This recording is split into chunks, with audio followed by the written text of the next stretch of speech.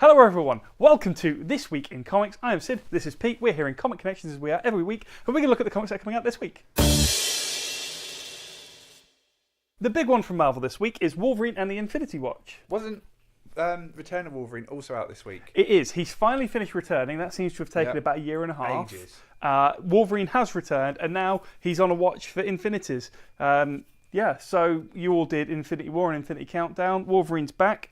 Has he got the gauntlet, or is that just a cool cover? Appears he has. Read the comic, find out. That's what Marvel are hoping. I wasn't bothered about him being gone, to be fair.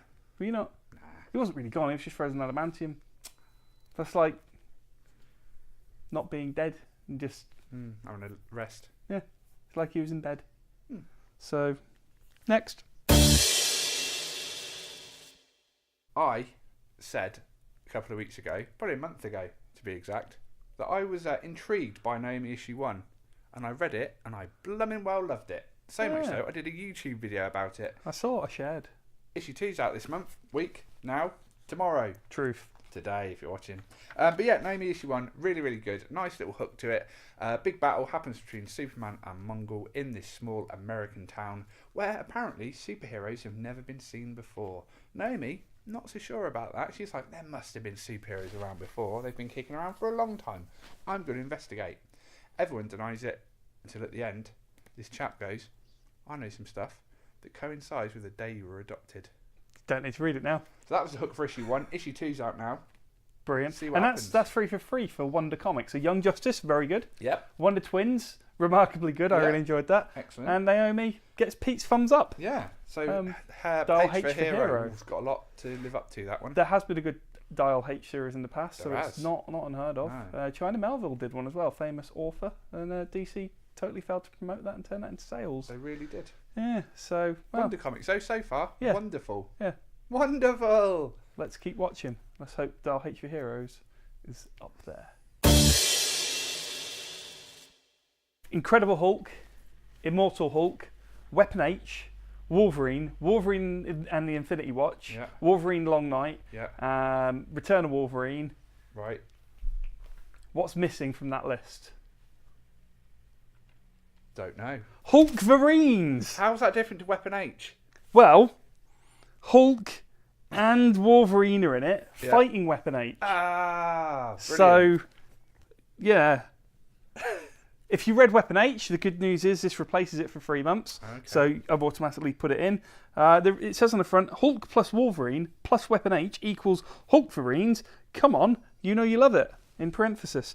It's written by Greg Pak. You know what you get with Greg Pak. Yeah. He's doing good stuff on the Firefly book at the minute. A little bit more cerebral than this book, perhaps. But yeah, if you want to see Hulk and Wolverine fight someone who's got both of their powers in one, God, yeah. then that incredibly niche book is The Incredibly perfectly Niche covered. Hulk. The Incredibly Niche Hulk. Yeah. It's like a Venn diagram gone wrong or right. Huh. So, Hulkverines. Over 20 years ago, Yes. Marvel did a good thing. Well, they've done good things since, not just 20 years ago. I hope so. They did the Age of Apocalypse, which is one of the last properly cool X-Men stories where all of time was changed to if Apocalypse took over, Professor X was dead, Magneto was leading a ragtag group of X-Men, and it was very good. All the X-Men comics... Wolverine, no hand. Yeah, he had a handoff. All the X-Men books got replaced for 4 months by different X-Men books. So you had Astonishing X-Men rather than Uncanny X-Men, and Amazing X-Men rather than X-Men, and Gambit and X-Man the Externals. rather than Cable, and so on. I could go on. You could. Yeah. But what Marvel are doing now is they're trying a similar thing with the Age of X-Men, which rather than everything going to hell for the X-Men, it's gone all right. What?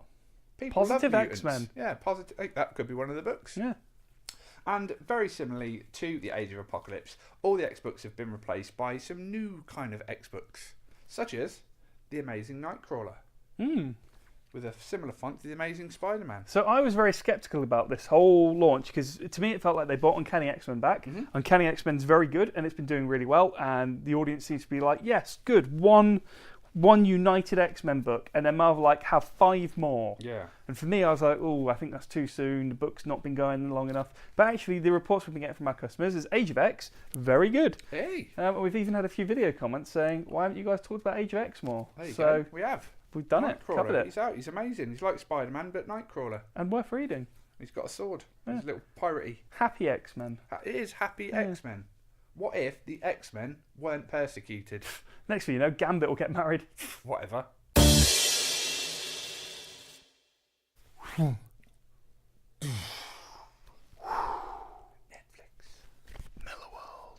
Ah, the follow-up to Sharky and George, the Crime Busters of the Sea. Actually, it's a complete reboot. Ah! So really, we're pushing this massively because since Netflix bought Millarworld, you guys have responded. So Magic Order, which finished last week, is done.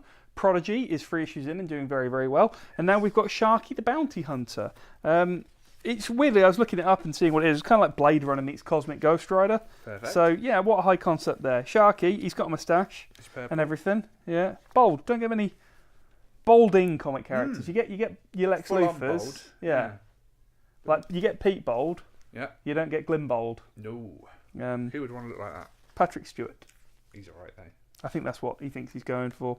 Yeah, so it's a nice sci-fi space fantasy action adventure romp with probably, I'm guessing as a bounty hunter, he's got morally questionable values. That usually seems to be the way. So that's, I mean, for me, that's a fertile ground for storytelling. It's in my pull list. I'm going to be looking at this. So yeah, let me know if you guys are thinking of checking this one out. Sharky. Last week, a much delayed video game finally hit the Xbox One entertainment system in Crackdown 3. I loved Crackdown. The first Crackdown was very good. The second one, not so good. Yeah. The third one, it's got a bit of mixed reviews about it because it's not the game they promised. But if you like Crackdown 1, it's more of that. Just Okay. without all the exploding buildings they promised. It's not really in there. Aww. But it's still fun. It's still collecting all those lovely orbs and jumping around the city and making that. That was the majority of the game, wasn't it? I'm going to jump. Yeah, exactly. Climb up windows. Plenty of that. Good. But if you haven't got enough from the game, it's only short as well. It's apparently like 6-7 hours if you just want to do the missions. It's not very long. So if you want more from your Crackdown fix, there's a Crackdown comic. It's from Dynamite. They like doing comics about things. Yeah, and we've done all right with video game comics in the last couple of years. So God of War, Assassin's that's Creed, one. Witcher, you know, Halo. yeah, they're all there, aren't they? So yeah, All right, 5 of them. no surprise that the Crackdown comic's been released when it has because it's coinciding with the game. Yeah, tie in. So check it out if you like your agents. Good work, agent. Is that from Crackdown? That's what that man says, the voiceover man. Cool. He sounds different. Yeah, not in the game. He sounds the same. It's just my terrible impression. Yeah, that was an impression, right? Crackdown. So, in the last few months, Vertigo, DC, have tried very hard to reboot what was once, arguably, the flagship of the whole company. I mean, you know, Superman and Batman are always going to sell more, but Vertigo was a critically acclaimed wing of DC, and that brought a lot of new writers into the comic fold. They've really tried hard to push it recently, but things haven't gone so well, with books like Border Town getting cancelled because of questionable past activities. The Sandman relaunch has gone very well. There's that book that I was excited about, The Second Coming. That's got cancelled by DC That's just altogether. been cancelled, yeah, but they're bringing that back later. By someone else. Yeah, Someone else well, yeah. So no DC, no Vertigo, no DC, but that is still coming out. Thank goodness. Yeah, so that's one to watch because beautiful Amanda Connor covers, and it was a bit of a Superman and his sidekick Jesus was the high concept. What would you want? Yeah, that sounded really good, and I'm quite gutted they cancelled that. High level, can't say I'm as excited about the high concept for this one. It just seems kind of a bit more kind of generic science fiction dystopia, you know, wannabe fantasy realm where it's all gone wrong. It feels like this is kind of a go-to for your kind of Image Comics or Vertigo kind of. Yeah, so I'm going to read this one, give it a look. It is new this week, so we have to mention it. High level, issue 1. The past couple of weeks, we've been talking about the Batman and Flash crossover, the 4-issue crossover by Williamson, Barry Allen, and Bruce Wayne, aka Flash and Batman, doing some investigating. It kind of ties in to Heroes in Crisis in a way, but it also ties in to the earlier issues from Batman from the start of Rebirth, featuring Gotham and Gotham Girl. And the third part is out this week, The Price of Justice, Part 3. Oh, it's The Price of Vengeance. So it's always the price. Always the price. And then of is something different. Just realised that. The price changes. Price is right. It doesn't, it's always $4. Okay. Yeah. But Part 3 is out. Flash wants no more lies. Batman's a bit furious. They're going to find out more about what's going on with Gotham Girl. It feels like we've been talking about Heroes in Crisis for about 5 months now, and I'm thoroughly enjoying the ride. I know you've found a few issues a bit more hot and cold, playing with people's power levels, and taking too long to answer questions, but I'm hoping when it's all said and done, we'll all be happy. Yeah. and Wally will be back. If you need a little something to fill your Heroes in Crisis fix, and maybe you've been enjoying the earlier Batman trades, check it before you wreck it. They even referenced the Bat Wedding, which hasn't really been referenced Right. outside, and the fact that Batman's just run ragged at the minute, like between Justice League and Heroes in Crisis. So I think we're getting sort of the next Nightfall. Certainly with Bane being behind everything so far in Batman, Good point. and he is just exhausted. He can't keep this It up. needs to be the Batman that sleeps. Wouldn't be a very interesting comic, but No. better than Batman who laughs, though. Right, here's my graphic novel pick of the week. Pete, it is Day Tripper from Fabio Moon and Gabriel Barr. They're two brothers from Brazil who work together on a lot of comics and have different surnames. Not figured it out, not looked into it too much. They might just be really close. I don't know. They might just be comic brothers where they've worked together so much. You think of them like you used to Ennis and Dillon. Okay, yes. You know? But it's a fantastic book. It's real slice of life. It's old school That's paper lovely, stock as well. Lovely. Yeah, I do like that. Feel that stuff.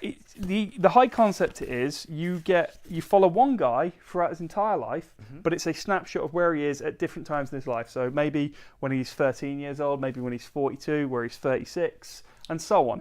But the twist comes where he dies at the end of every issue. So you're kind of like, well, then how does he get to be that age? So it's kind of like the life unlived, where you get to an integral point in your life, and you could go one way, or you could just die. And the book focuses, they focus on the dying. So it's interesting. I think you'll really like it. I definitely want you to pick it up at some point.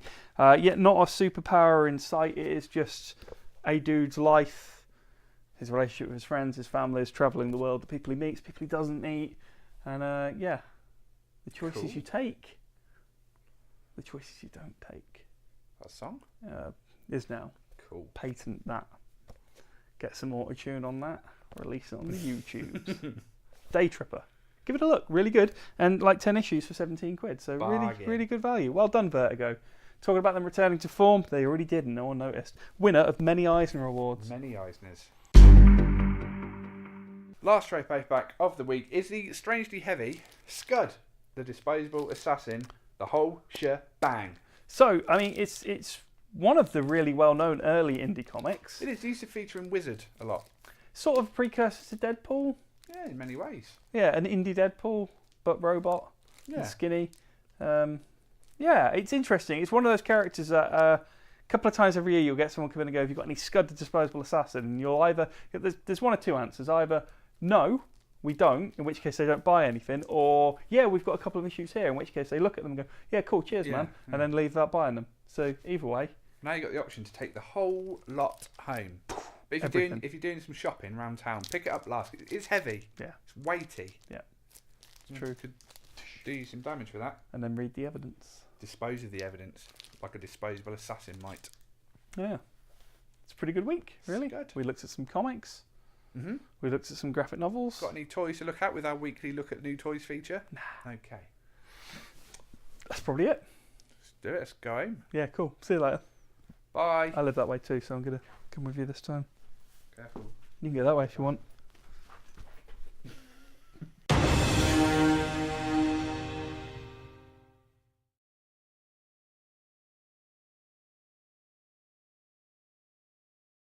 Do you know there's two different uppercase I's in comics? Because comics tend to mostly be lettered in the uppercase, not the lowercase, unless you're Chris Iliolopoulos. Easy for you to say. Doesn't he? Yeah, he has to. He likes, But all the uppercase fonts use a capital I for mid word. Mid-guard. But for I, as in the singular word, it's always with serifs. So if you want an I sans serif in your comics, it's probably going to be mid-word. Like Naomi sans serif. But if she was called Naomi. Yeah. She was northern. I Zombie. Yeah. That's serifed I's. Mm.